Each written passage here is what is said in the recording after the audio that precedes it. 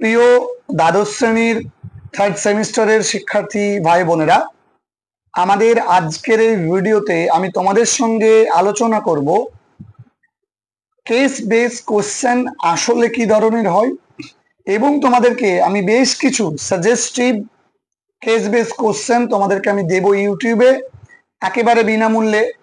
এই ভিডিওটা দেখার সাথে সাথে স্ক্রিনে একটা নম্বর যাবে, এই নম্বরে আমাকে হোয়াটসঅ্যাপে মেসেজ দিলে আমি তোমাদেরকে এই ভিডিওর পিডিএফটা সম্পূর্ণ বিনামূল্যে প্রোভাইড করে দেব।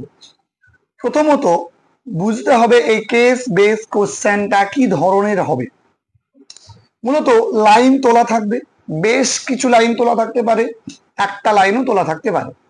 সেখান থেকে ভোকাবুলারি অর্থাৎ কোনো একটা ওয়ার্ড বলতে পারে, সেই ওয়ার্ডের মিনিং কি সেটা জানতে চাওয়া হতে পারে।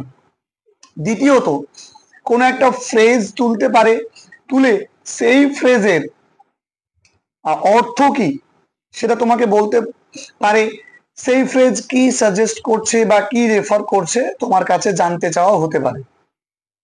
এরপরে WH কোশ্চেন, সেখান থেকে বিভিন্ন রকমের WH কোশ্চেন যেগুলো হয় সেগুলো করা হতে পারে। তারপরে হাইপোথেটিক্যাল কোশ্চেন, এটা কি, ধরে নাও এমনটা হলো তাহলে কেমন হতো, ধরো এটা এমন ছিল তাহলে কেমন হতো, যদি এমনটা হতো তবে কেমনটা হতো, এই ধরনের কিছু প্রশ্ন তোমার দেওয়া থাকতে পারে, সেগুলো হাইপোথেটিক্যাল কোশ্চেন। এবং কিছু লাইন দেওয়া থাকতে পারে, সেই লাইনটা কি সাজেস্ট করছে সেটা কিন্তু বলা হতে পারে। চলো আমরা একটু তোমাদের জন্য চলে যাই বিভিন্ন রকম ভ্যারাইটিজ প্রশ্ন যেগুলো আমি তোমাদের জন্য রেডি করেছি সেই ধরনের প্রশ্নে। দেখো,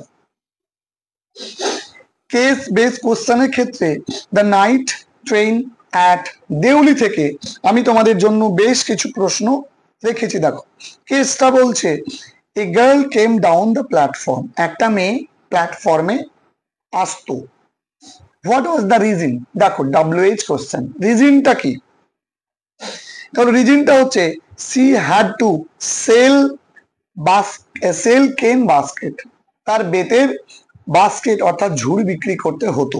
বাকি অপশনগুলো তোমরা পড়বে, দেখবে কোনো অপশন মিলবে না। এরপরে প্রত্যেকটা দেখো, তোমরা দেখতেই পাচ্ছ আমি একই রকমের প্রশ্ন বলে আমি বারবার আলোচনা করছি না।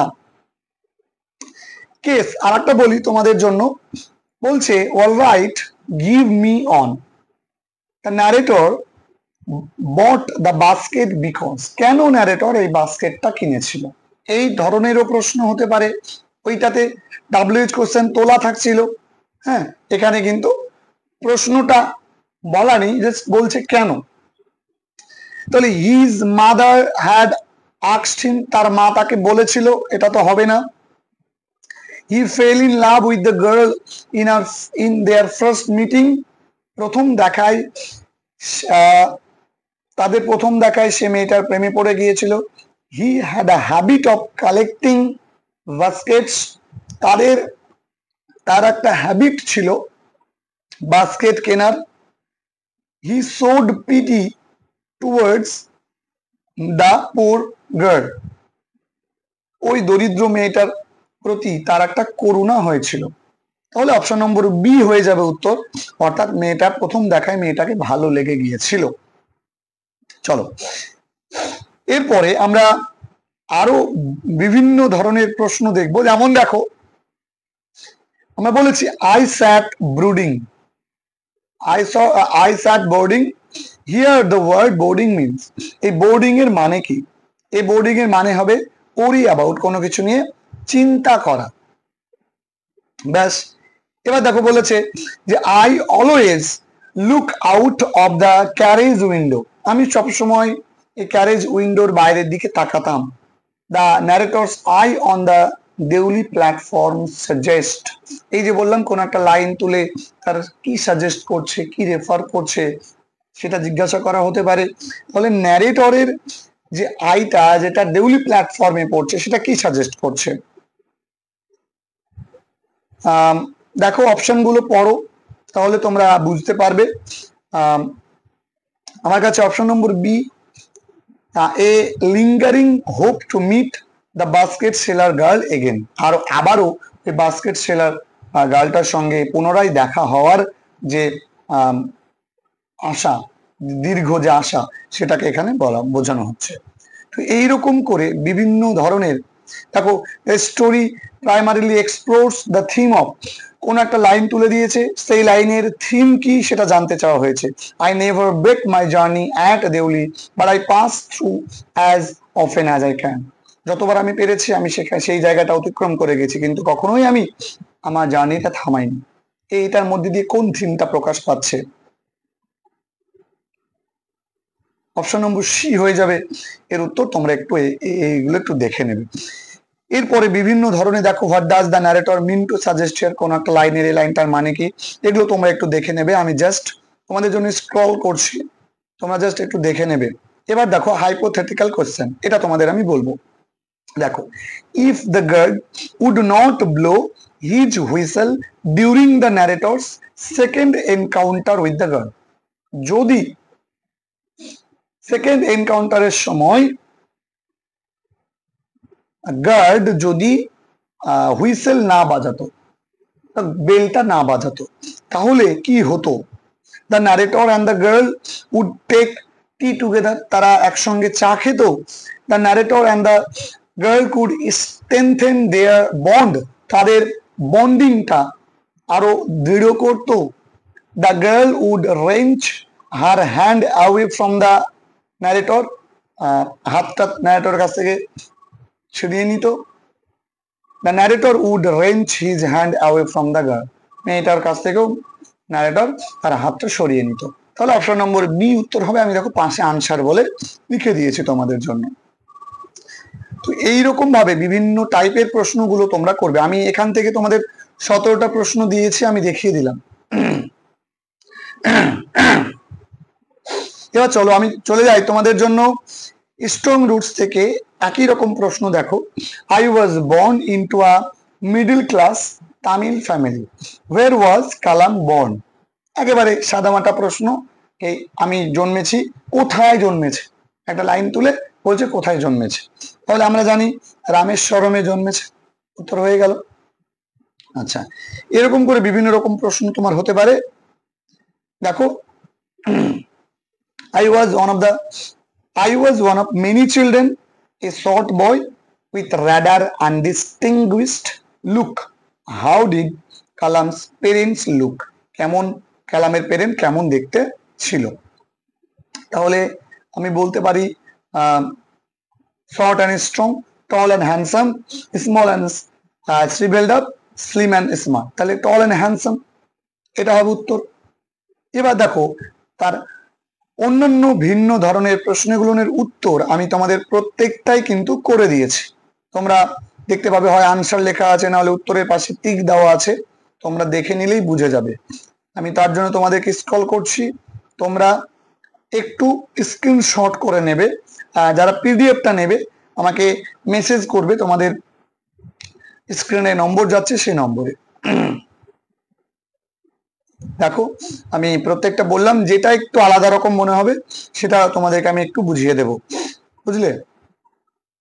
দেখো, আমি প্রত্যেকটা উত্তরই নিয়ে যাচ্ছি, তোমরা একটু একটু লক্ষ্য করে দেখে নেবে সব টাইপের। দেখো এখানে একটু বলি, এই যে if 20 number, if Abdul Kalam knew the Arabic language he would, যদি জানতো অ্যারাবিক ল্যাঙ্গুয়েজ তাহলে কি হতো? Not go to the mosque, সে মসজিদে যেত না। Understand the meaning of the evening prayer at the mosque, মস্কেই বুঝে যেত ইভিনিং প্রেয়ারের অর্থ।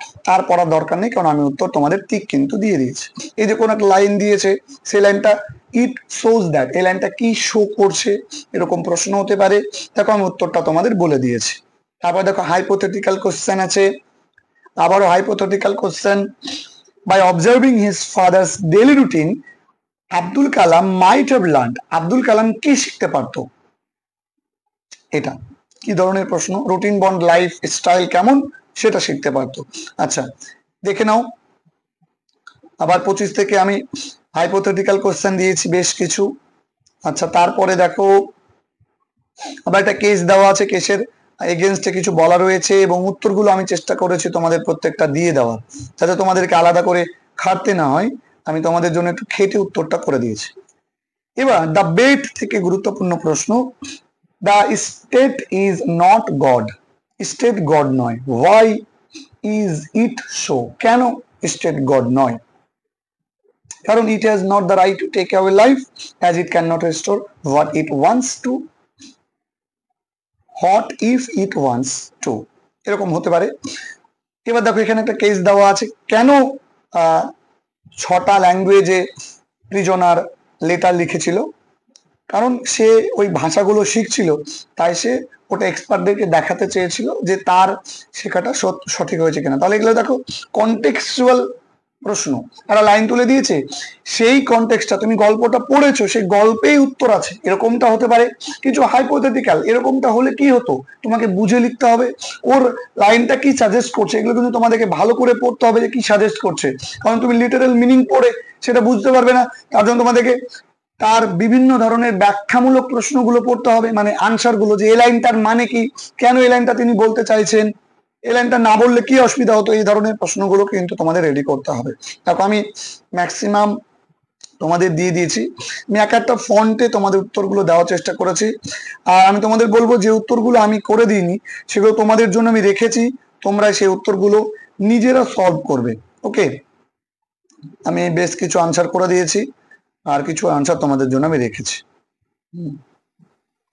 এই যে তোমরা দেখতেই পাচ্ছ, তোমরা একটু স্ক্রিনশট করে নেবে, আমি সমস্তগুলো তোমাদের দেখিয়ে দিলাম। আমি আরো একটা প্রশ্ন তোমাদের আমি দেখাবো, যাই হোক এখান থেকে একটু মিস আউট হয়ে গেলাম মনে হচ্ছে, একটু সময় দাও। আমি তোমাদের অবশ্যই চাই যে তোমরা প্রত্যেকেই পরীক্ষায় একটা ভালো মার্কস সিকিউর করো, এটাই কিন্তু আমার মূল লক্ষ্য। হ্যাঁ, যে তোমাদের পরীক্ষা যাতে প্রত্যেকের রেজাল্ট ভালো হয়। আমি ইউটিউবে চেষ্টা করব তোমাদেরকে প্রত্যেককে একেবারে কম্প্যাক্টলি তোমাদের আমি চেষ্টা করব সমস্ত টাইপের প্রশ্নগুলো তোমাদের আমি বুঝিয়ে দেওয়ার আমি চেষ্টা করব, সমস্ত টাইপের প্রশ্নগুলো। তাই আমাদের চ্যানেলের সঙ্গে যারা নতুন তারা চ্যানেলটাকে সাবস্ক্রাইব করে পাশে থাকা বেল আইকনে ক্লিক করো, আর যারা ইতিমধ্যে আমাদের চ্যানেলটাকে ফলো করছো তাদের বলবো ভিডিওটাকে সবার সঙ্গে শেয়ার করে দাও, যাতে তারাও আমাদের সঙ্গে, তোমাদের বন্ধুরা আমাদের সঙ্গে শিখতে পারে, জানতে পারে এবং উচ্চ মাধ্যমিকের প্রস্তুতিটাকে একেবারে বিনামূল্যে আমাদের চ্যানেল থেকে পেতে পারে। এবং এতটুকু বলতে পারি, যারা আমাদেরকে ফলো করে আসছো, যারা ক্লাস 10-এ ফলো করেছো, তারা জানো যে এই চ্যানেলটা তোমাদের জন্য কতটা গুরুত্বপূর্ণ হতে পারে। তো তোমরা বিচার করবে, আমি যা প্রশ্ন তোমাদেরকে বলছি, পড়াচ্ছি, এই 1 মাস তোমাদেরকে আমি যা যা দেবো, যা যা শেখাবো, তোমরা একটু বিচার করবে, তার এগেনস্টে তোমরা শিখবে। দেখো একটা লাইন তুলে দেওয়া রয়েছে 34 নম্বর প্রশ্নে, এবং এখানে একটা ফ্রেজ বলা হয়েছে, ইনেট উইজডম সাজেস্ট করছে অথরের বিষয়ে, কোন বিষয় সাজেস্ট করছে অথরের, যে author had a natural ability to understand and জাজ থিং। অথরের মধ্যে একটা প্রাকৃতিক সক্ষমতা আছে, একটা সজাত সক্ষমতা আছে কোন একটা বিষয়কে বোঝার এবং কোন একটা কিছুকে জাজ করার, বিচার করার। তো তোমাদের সঙ্গে আলোচনা করলাম সমস্ত টাইপের প্রশ্নগুলো, এবং এই প্রশ্নগুলো যেটা দিয়েছি তোমাদেরকে, আমি একটু রায় মার্টিন থেকে প্রশ্নগুলো তুলে দিয়েছি, হাইপোথেটিক্যাল কিছু কোশ্চেন। আমার মনে হলো যে এই প্রশ্নগুলো খুবই ভালো, তাই তোমাদেরকে আমি দিলাম, বিশেষ করে নাইট 10 আর দেউলি থেকে। তো তোমরা এই প্রশ্নগুলো অবশ্যই অবশ্যই করে নিও। ভিডিওটা কেমন লাগলো কমেন্ট সেকশনে জানিও, কোন বিষয়ের উপরে তোমরা ভিডিও চাইছো জানিও। তোমাদেরকে আমি বলে রাখছি যে তোমাদেরকে আমি এরপরে ডায়াগ্রাম বেস প্রশ্ন, বিভিন্ন ধরনের ডায়াগ্রাম বেস প্রশ্নগুলো নিয়ে আমি তোমাদের সঙ্গে আলোচনা করব। ঠিক তারপরে আমি তোমাদেরকে প্রত্যেকটা চ্যাপ্টার ধরে ধরে সেই চ্যাপ্টারের কি কি ওয়ার্ড নোটস তোমাদের পড়তে হবে সেগুলো তোমাদের সঙ্গে আলোচনা করে দেব, এবং বিভিন্ন ধরনের সাজেস্টিভ ক্লাস এবং ম্যারাথন ক্লাস তোমাদের জন্য আমি নিয়ে আসবো, প্রত্যেকটা চ্যাপ্টারের গুরুত্বপূর্ণ এমসিকিউ হিসেবে। দেখা হবে তোমাদের সঙ্গে পরবর্তী ভিডিওতে। প্রত্যেকে ভালো থেকো, সুস্থ থেকো, সুন্দর থেকো।